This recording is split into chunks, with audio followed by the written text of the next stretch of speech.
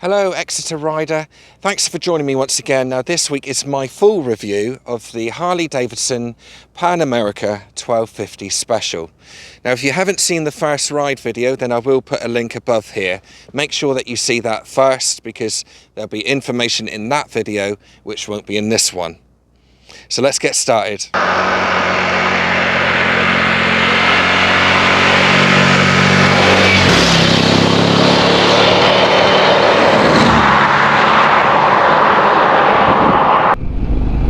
Right, I'm going to start with talking a bit about Harley as a brand. And over the years they've had a bit of a checkered past, I think that's fair to say. But I can only talk for my experiences with them, which has been pretty short because they've only kind of entered my biking life over the last year, I would say. I have got friends with Harleys and they absolutely love them. One with a Sportster. And yeah, he's had that bike for a number of years now and he's right into the Harley way of life. But from my experience now, since I met some of the crew, they're an incredibly passionate, forward-thinking company now. They really know what they need to do. And they are honestly trying their damnedest to do that. And they have a really good vision for the future. I've had a few comments saying about reliability, and now I can't speak long term for this bike, but I know that the Harley-Davidson Pan America 1250 is selling very well. Very well. And I have been in contact with a few owners, well I say a few, probably 4 or 5 owners, trying to get them to have one of my interview type videos actually, which has been, unfortunately, just didn't seem to happen. And they're really happy with their bikes. A couple have had a couple glitches, and I'm talking teething problems, nothing major, which you can get that with any new bike, can't you? No adventure bike. But overall they all seem very happy customers.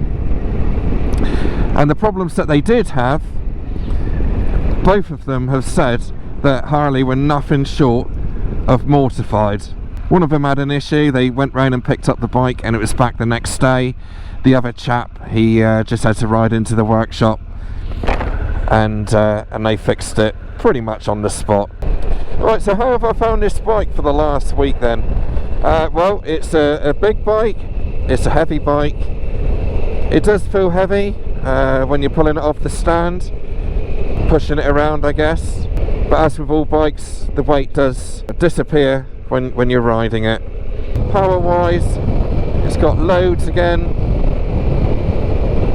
The different settings, which are road, rain, sport and off-road, dramatically change the bike each time, so it almost feels like you're buying 4 bikes in one in many ways, because it just, as I say, it just changes it so much.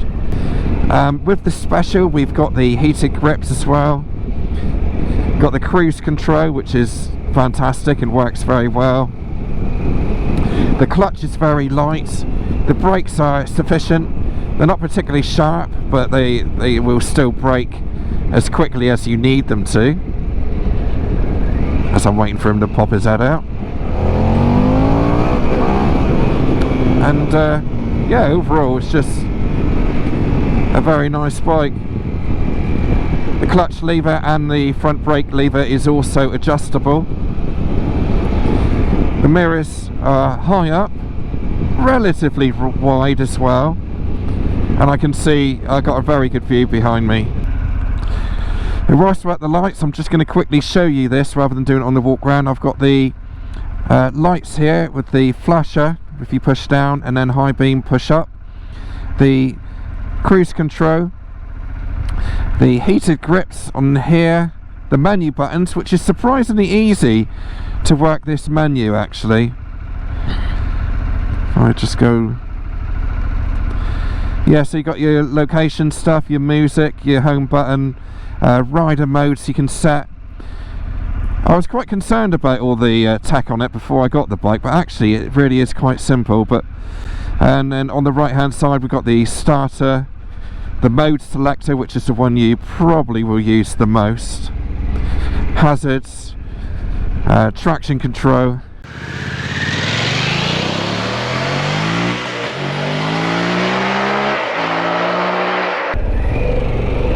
Right, let's see what she's like on the dual carriageway. Loads of power again. So somebody jumps out in front of you, that's alright, I had the decent brakes. Right, so what is it like then? Well, that was in sport mode, so I'm going to chuck it into road mode now, which has set the suspension to a nice level. And I'm in 5th gear, and to be honest I don't really feel like I need another gear, but I have got a 6th gear, so we'll put it into 6th gear now. And there we are at 70 miles per hour at just over 4,000 revs. But because it's a V-twin, it feels very relaxed. It doesn't even feel like I'm doing 70 miles per hour. The engine is just about ticking over, really, it feels. Obviously it is doing 4,000, but yeah, it's handling it very, very well. I do also have the cruise control on this, so let's turn that on, like so, and there we are, we're set now at 69 miles per hour. I'll just run past these guys. Hello mate. And yeah, it's very relaxed, and because the seat is so decent, you really feel like you can do this all day long. Really is a nice bike to ride. And we're overtaking a GS. Hello my friend. So the screen is now in its highest position, and it is very, yeah, I'm getting a bit of wind noise on top of my head, but nothing on my shoulders, nothing around me, and nothing on my helmet. So although that screen doesn't look very high, I am finding it is making a really good difference. Roll-on power, we will find out in a second.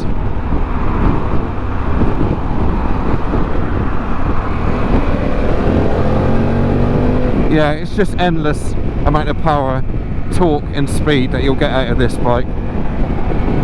So yeah, it's very, very nice bike to ride on the motorway, and as I say, having the cruise control is superb. It really is fantastic. Do some lot of miles on this bike loaded up, even with a pillion. Go right across the country or right across Europe, whatever takes your fancy. Very, very enjoyable bike to ride on motorways and highways. Now what you might be asking yourself is what are the vibrations like on this bike at this speed, and there aren't really any vibrations. We've got a small amount, I guess you could say, in the bars, maybe on the tank. I'm getting some there, but just what you would expect really from a well-tuned high-end premium tourer. Yeah, it's just a decent bike. And as I say, by the time you get the luggage on there and all the rest of it, it will still pull like it does with nothing on it at all. It's just the immense amount of power that you got on this bike just makes this sort of work easy. Right, let's cross over now and see what it's like in the town.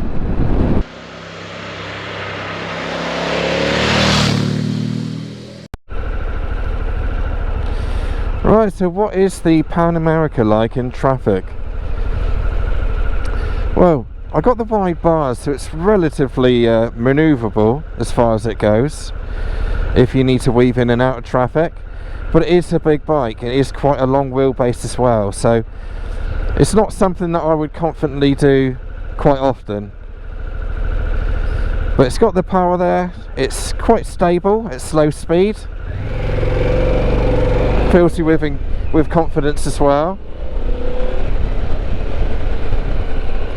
and the visibility is good as well, of course, because the headlight is about the same height as a car mirror.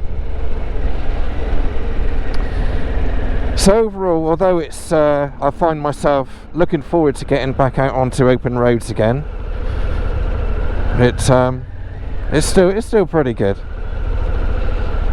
Right, I'm now going to walk you around the bike now. Do bear in mind that the full specification will be at the end of the video. Right, so let's talk a little bit about the Harley-Davidson Revolution Max 1250cc engine. It's a 60-degree V-twin with shifting cams as well. So there are no valve services on this bike. That's all looked after by the engine automatically. So you're going to be saving a few pounds there. It's a very powerful lump, as you'd expect. It produces very good low-end torque and massive high-end torque as well. So let me run through the stats. It's a V-twin that produces 150 horsepower at 9,500 RPM and 128 newton meters of torque at 6,750 RPM. Now you might look at the stats and think, right, okay, so the torque is going to max out at 6,750, but in fact it's very good low end and it's very good at the top as well. It just all the way through, it's got fantastic power, and got these nice exhausts coming out of it as well, which look really good. And the actual finish of the engine looks fantastic. It really is something that it strikes you as soon as you look at the bike. It's one of the first things that you see. Right now the bike does have a 6-axis IMU. Now the reason for that is because it does have cornering ABS and also the cornering lights, which are fantastic. And I found it so useful that as you go around the corner, it just literally lights up. The seat comfort is exceptional. It's the first bike which I've ever ridden where I've ridden it for a whole week and I haven't felt any use at all. So that's very good. The pillion seat is also very good. We've got a thick layer of foam here, and it should be good for touring and long distance work. So some people are saying that this bike should have a quick shifter because the others do in this category of motorcycle.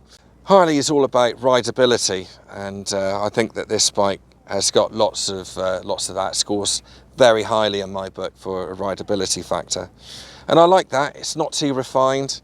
It's got a good feel about the bike, and it's rugged. You know, I like that. Chassis is very strong. It's very stable. No matter what you're throwing at it, it will just remain stable all the way through.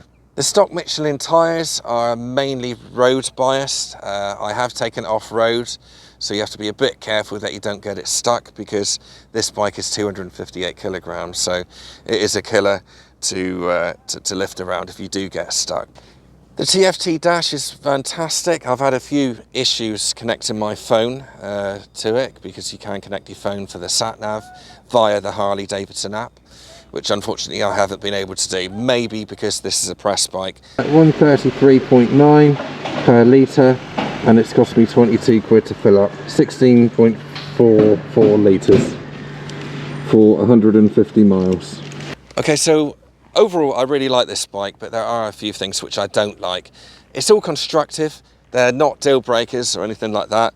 It's just some observations which I made, which I want Harley to take constructively, and it is only my opinion, so see one for yourself and make up your own mind on that one. First of all is the steering lock.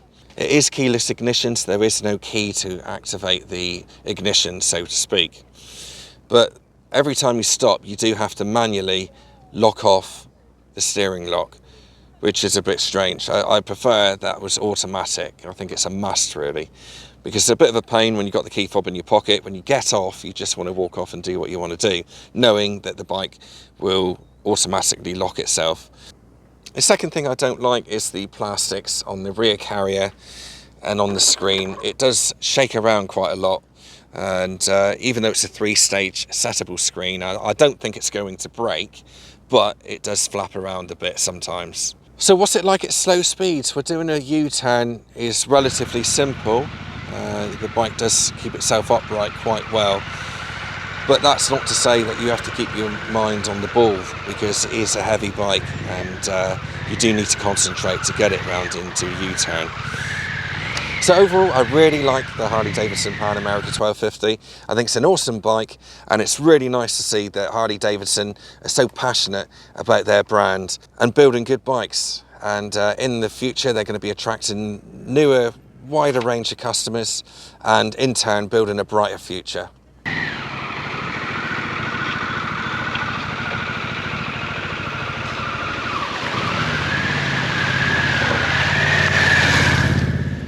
Go down onto the beach.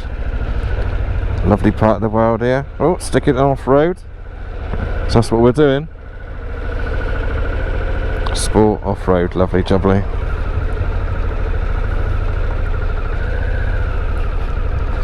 That's what I love about bikes like this. Just feel like you can do anything, don't you? So for off-road, it is very good. As I say, it's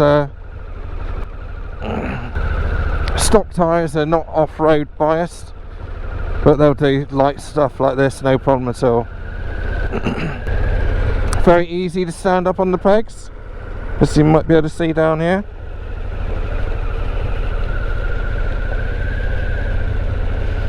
And going over the bigger rocks just seems to go straight through, no problem at all. Always makes me a bit twitchy and a bit nervous with it being a big bike, but got to be expected. I think that's the worst bit. Probably doesn't show up on camera, but that really is quite a lot of mud there. I'm at the point now where I'm looking forward to getting out the other side. Right, up the sand. Woohoo! Hooray! I made it! So overall, this bike is a very good bike. It's very strong. It's bound to be. At the end of the day, it's it's a pricey bike, and it's at the premium end of the market, so it should be good, and it is. I love the adaptive ride height. I think that works really well, and lets even shorter people, have a crack at owning this bike. Standing up on the pegs like I am now, I've got a nice reach to the bars. It's not too high, not too low down. The suspension settings are fantastic. Right, so I'm going to leave you with some pretty pictures. I just want to thank you very much for watching. If you would be so kind to give it a good big one of those, that would be much appreciated. That does make a huge difference to me. And I will catch you next Monday at 4 PM. Don't forget to subscribe as well, because I might even have more coming up on this bike. Thanks for watching. Cheers.